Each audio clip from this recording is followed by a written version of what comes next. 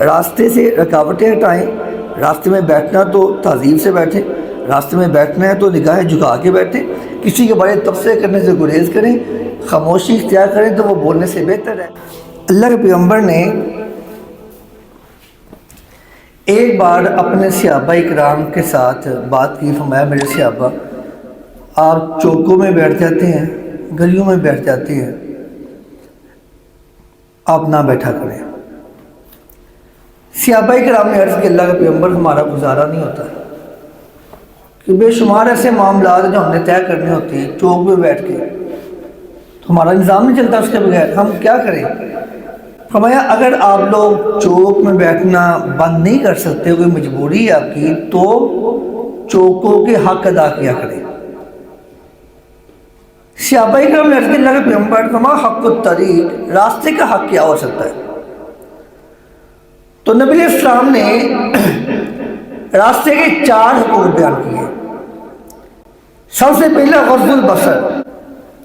آپ چوک میں بیٹھے ہیں اور محلے کی خواتین نے بھی ظاہر ہے وہاں سے گزرنا ہے, تو آپ کے لیے لازم ہے کہ آپ اپنی نگاہوں کو جھکا کے وہاں بیٹھیں.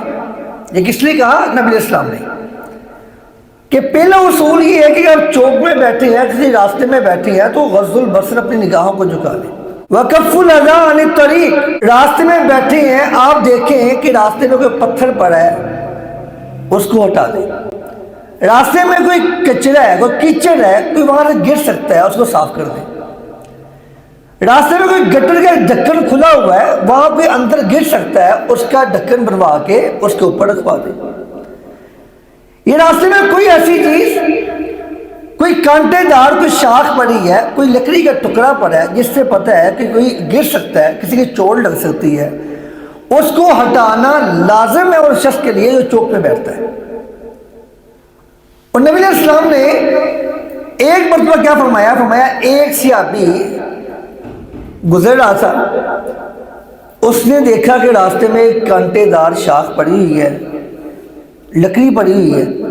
اس نے کہا کہ اس لکڑی سے مسلمانوں کو تکلیف پہنچتی ہے, اللہ کی قسم میں اس کو ہٹا دوں گا.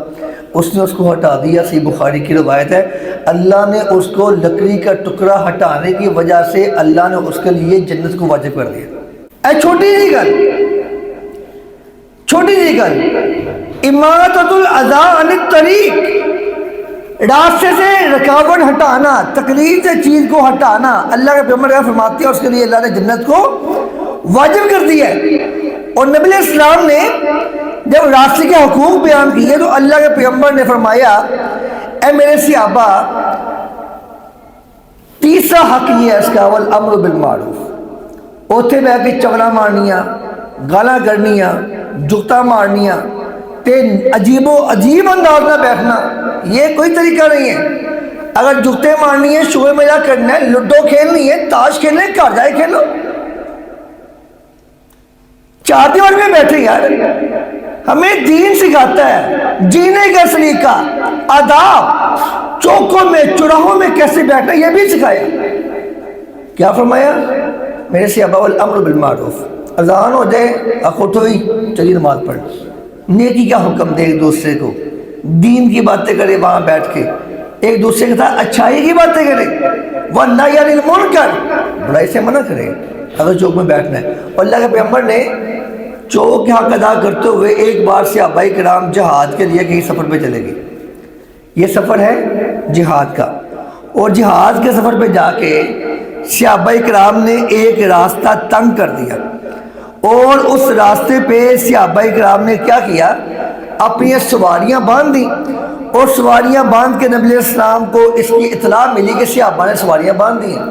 اللہ کے پیغمبر نے ایک ایلچی بھیجا, ایک بندہ بھیجا, کہا جا کے اعلان کر دو, من ضیق طریقا او قطع منزلا او اذا مؤمنا فلا جہاد لہ.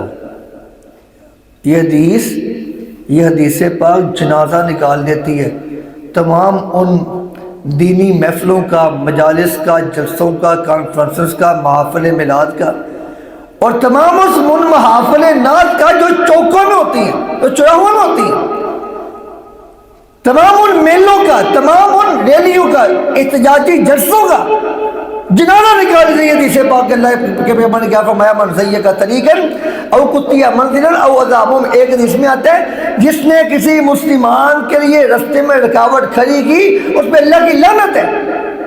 اور یہاں کیا فرمایا، جا کے اعلان کر دو میرے صحابہ کو، اتنی دور سے سفر کیا ہے آپ نے، اپنی جان کو ہاتھ پہ رکھ کے باہر نکلے ہیں آپ، اپنے بچوں کو، بیویوں کو، کاروبار کو، معاملات کو، ہر چیز چھوڑ کے آپ جہاد کے لیے آئے ہیں، جہاد کے لیے آپ یہاں آئے ہیں۔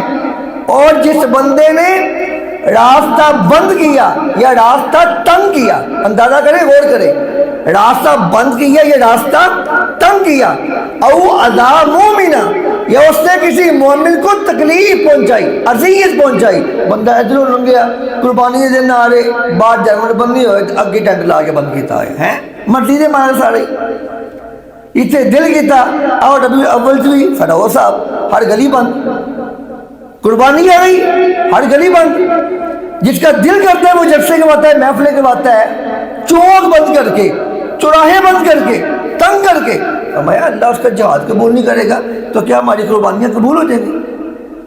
کیا اس سے ہمارے جو جلسے محفلیں قبول ہو جائیں گی؟ اس لیے پیارے بھائیوں، اللہ کا پیغمبر نے فرمایا کہ غض البصر، یہ 4 حقوق کے رستے تھے، غض البصر، کف الاذی عن الطریق، والامر بالمعروف والنہی عن المنکر۔ اگر یہ 4 کم کر سکتے تو چوک سے بیٹھ جاؤ، اگر نہیں کر سکتے چوک سے بیٹھنا بند کر بیٹھا کرو اپنے نام میں۔ نبی علیہ السلام نے اسی میں نجات بتائی ہے کہ اگر آپ خاموشی سے آرام سے سائر پہ ہو جائیں تو یہ بھی نجات ہے۔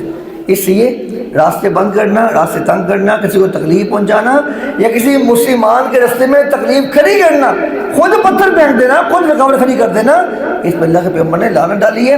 اور کیا فرمایا، جو بندہ کسی کے راستے سے تکلیف ہٹاتا ہے، تکلیف کو ہٹاتا ہے، ابھی سمجھیا کہ ایسا صفائی کرنا پیارا کم، ایٹ چوک کے مریض شارت لاتی، کوئی شاخ پہ کوئی لکڑی کا ٹکڑا پیا، پتہ کسی کی تکلیف پہنچے گی، چوکے شارت لاتا ہوں، راستے میں گاڑا پڑا، کسی کا پاؤں خراب ہو جائے گا، کپڑے گندے ہو جائیں گے، نماز پڑھنی ہے اس نے، ہم اس کو صاف کر دیں۔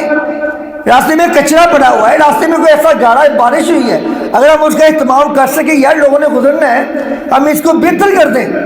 ہم نے صفائی کرنے کو عجیب سمجھ لیا، معیوب سمجھ لیا صفائی کرنے کو، حالانکہ گند ڈالنا یہ معیوب ہونا چاہیے۔